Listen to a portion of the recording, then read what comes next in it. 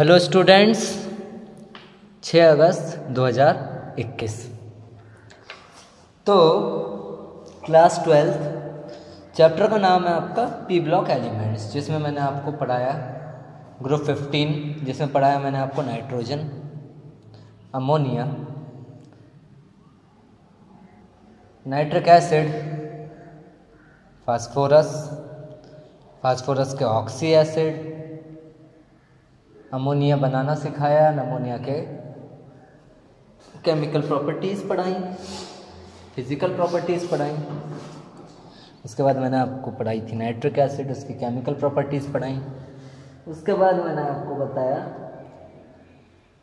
Phosphorus, उसके oxy acid, फिर sulphur के ऑक्सी एसिड बताया गया आपको। ओजोन पढ़ाया गया, सल्फ्यूरिक एसिड की कांटेक्ट प्रोसेस पढ़ाई गई आपको। डीकन मेथड पढ़ाया गया आपको, जिससे क्लोरीन बनती है। हेलोजन फैमिली पढ़ाई। बहुत सारे कॉन्सेप्चुअल क्वेश्चन पढ़े हमने कि अमोनिया लिक्विड है पर pH3 गैस है। बहुत सारे क्वेश्चन ऐसे, एक दो नहीं, बहुत सारे क्वेश्चन हमने ऐसे पढ़े। तो इस चैप्टर में मैंने आपको नोबल गैस भी पढ़ाई, नोबल गैस के कंपाउंड्स पढ़ाए, उनका हाइब्रिडाइजेशन सिखाया, सब कुछ पढ़ाया हमने। ये काफ़ी लंबा चैप्टर है पी ब्लॉक, कोई दिक्कत नहीं आ रही। तो आज जो हम टॉपिक लेने जा रहे हैं, आपको दिख रहा होगा सामने, इंटर हेलोजन कंपाउंड, अंतर हेलोजन यौगिक। इंटर हेलोजन कंपाउंड क्या होता है? जब दो हेलोजन एटम यानी दो हेलोजन परमाणु जिनमें ऋण विद्युतताओं का अंतर हो, विच have electronegativity difference, electronegativity difference हो, वो क्या करते हैं? कंबाइन हो जाते हैं, combine together and forms compound. तो जो कंपाउंड बनाते हैं उसको क्या बोलते हैं? इंटर हेलोजन कंपाउंड, अंतर हेलोजन यौगिक कहलाता है। क्या कहलाता है? अंतर हेलोजन यौगिक कहलाता है। ठीक, ये बात सर मान ली हमने कि इंटर हेलोजन यौगिक कहलाता है। बेटा कोई भी कंपाउंड होता है, कोई भी, ये नहीं कि इंटर हेलोजन, कोई भी कंपाउंड जो होता है, कोवेलेंट कंपाउंड हो या फिर आयनिक कंपाउंड हो, ये जो बनते हैं ना, ये कारण क्या है? इनमें इलेक्ट्रोनेगेटिविटी का डिफरेंस होता ही है और तभी ये बनते हैं। तो इलेक्ट्रोनेगेटिविटी का डिफरेंस जो है, अगर है दो एलिमेंट्स के बीच, तो दे कैन फॉर्म कंपाउंड, ये कंपाउंड बना सकते हैं, ये यौगिक बना सकते हैं। तो क्लोरीन की इलेक्ट्रोनेगेटिविटी कम होती है और फ्लोरीन की ज़्यादा होती है, तो ये आपस में बॉन्डिंग कर लेते हैं और बॉन्ड के इलेक्ट्रॉनों को फ्लोरीन, जिसकी इलेक्ट्रोनेगेटिविटी ज़्यादा है, वो खींच लेता है, वो अपनी ओर खींच लेता है। इसलिए उस पर पार्शियली नेगेटिव चार्ज चढ़ जाता है और इस पर पार्शियली पॉजिटिव चार्ज चढ़ जाता है।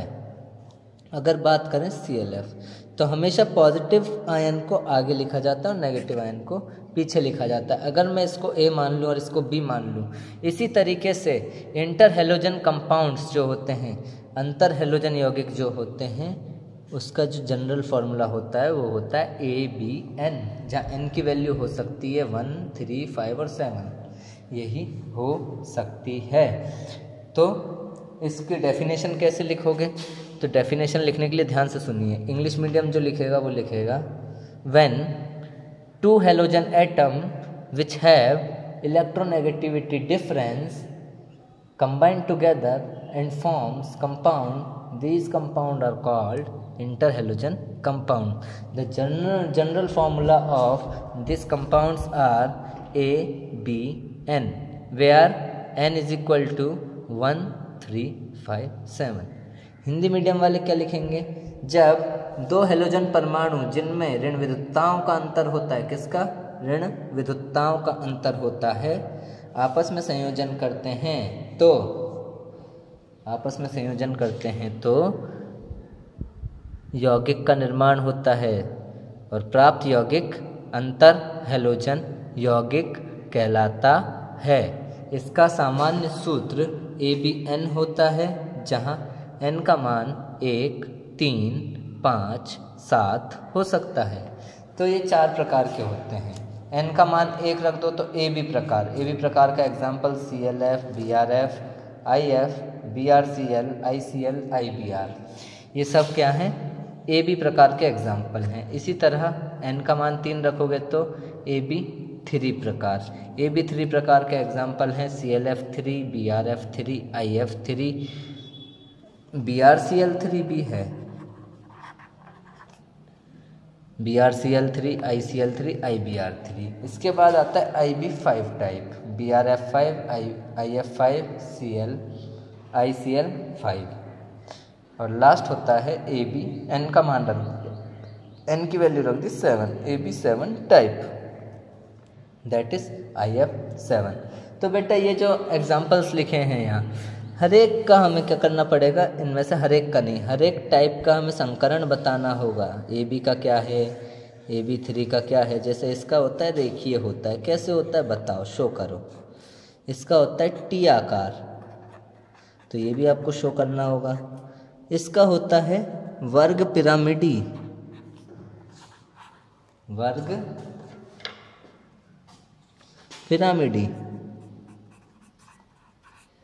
और इसका होता है पंचभुजीय द्विपिरामिडी।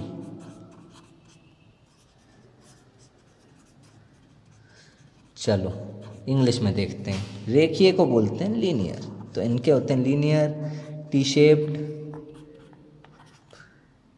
Square pyramidal, PYRAMIDAL, AB7 pentagonal, bipyramidal,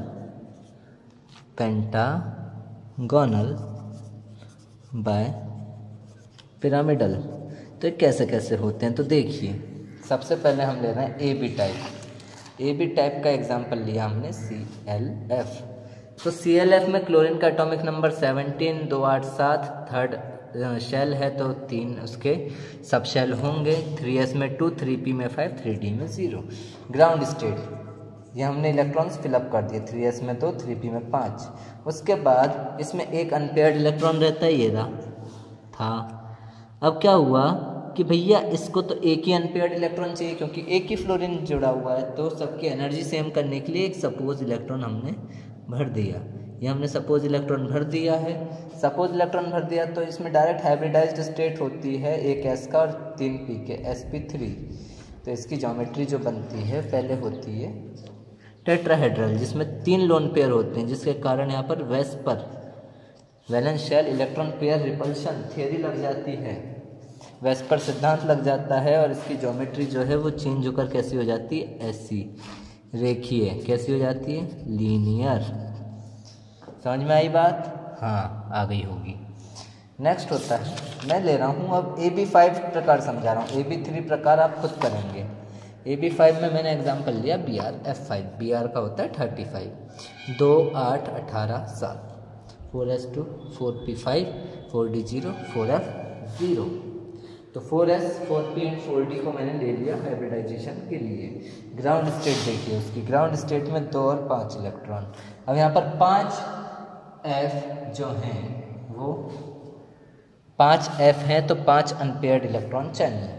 तो हमने क्या करा, इन दोनों इलेक्ट्रॉनों को एक्साइटेड करके यहाँ भेज दिया, एक्साइटेड स्टेट, उत्तेजित अवस्था। ये 2 इलेक्ट्रॉन ऐसे कैसे, यहाँ पर सारे अनपेयर्ड हो गए। इसके पास 2 इलेक्ट्रॉनों की एनर्जी है, तो एनर्जी को सेम करने के लिए हमने क्या किया, हमने इसमें सपोज्ड इलेक्ट्रॉन भर दिए, बिल्कुल भर दिए।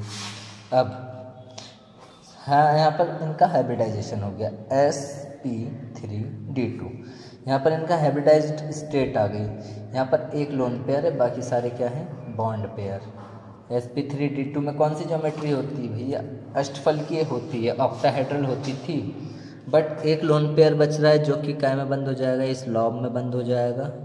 बाकी क्या बच रहे हैं, 5f और br से जुड़े हुए हैं। तो यहाँ पर कौन सी ज्योमेट्री बनती है, वर्ग पिरामिडी, स्क्वायर पिरामिडल।